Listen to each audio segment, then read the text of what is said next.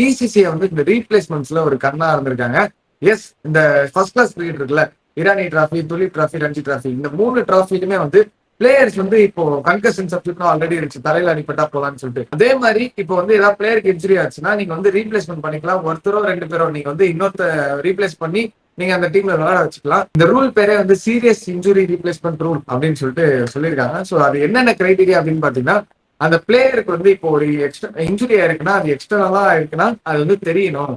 அந்த external injury வந்து விசிபிளா இருந்தா மட்டும்தான் வந்து அப்ளிகபிள் ஆகும் அப்படின்னு சொல்லிட்டு இந்த இதுல சொல்லியிருக்காங்க. பேசிக்கா சீரியஸா இருந்திருக்கணுங்க. ஒரு பிராக்சர் அந்த மாதிரி சீரியஸா இருக்கக்கூடிய இன்ஜுரிஸ்க்கு தான். இப்போ வந்து இன்டர்னலா இந்த ஹாம்ஸ்ட்ரிங் இன்ஜுரிஸ் அதுக்கெல்லாம் வந்து கிடையாது.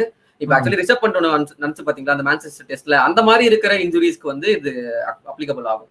அதே மாதிரி 2வது கிரைடீரியா என்னன்னு பாத்தீங்கன்னா, இப்போ அந்த இன்ஜுரியோட சிவியாரிட்டி அப்படின்னு சொல்லிட்டு மெடிக்கல் ரிப்போர்ட்ல கொடுப்பாங்கல்ல, அந்த மெடிக்கல் ரிப்போர்ட் வந்து இந்த டீமோட மெடிக்கல் டீம் இருக்காங்களா, அவங்க வந்து அந்த மேட்ச் அபிஷியல்ஸ் சப்மிட் பண்ணணும். அவங்க அப்ரூவ் பண்ணா மட்டுமே ரீப்ளேஸ்மெண்ட் பிளேயர் வந்து உள்ள விளையாட முடியும். 3வது என்னன்னு பாத்தீங்கன்னா, அந்த இன்ஜுரி மேட்ச் நடக்கிறப்போ தான் நடந்திருக்கணும். இப்போ வந்து மேட்ச்ல நீங்க விளையாடிட்டு அந்த மாதிரி இன்ஜுரி ஆச்சுன்னா ஓகே அப்ளிகபிள். நீங்க எங்கேயோ போயிட்டு தடுக்கி விட்டாங்க, எனக்கு பதில் ரீப்ளேஸ்மெண்ட் வேணும் அப்படிலாம் நீங்க கேட்டீங்கன்னா நோ அப்ளிகபிள் கிடையாது அப்படின்னு சொல்லிட்டு ஸ்ட்ரிக்டா சொல்லியிருக்காங்க. அண்ட் 4வது என்னன்னு பாத்தீங்கன்னா, இந்த ரீப்ளேஸ்மெண்ட் எல்லாருமே இப்போ ரிஷப் பண்ணிட்டு ஒரு விக்கெட் கீப்பர் பேட்ஸ்மேனா அவருக்கு ஒரு லைக் டு லைக் ரீப்ளேஸ்மெண்டா இன்னொரு பிளேயர் வந்து சப்மிட் பண்ணணும்.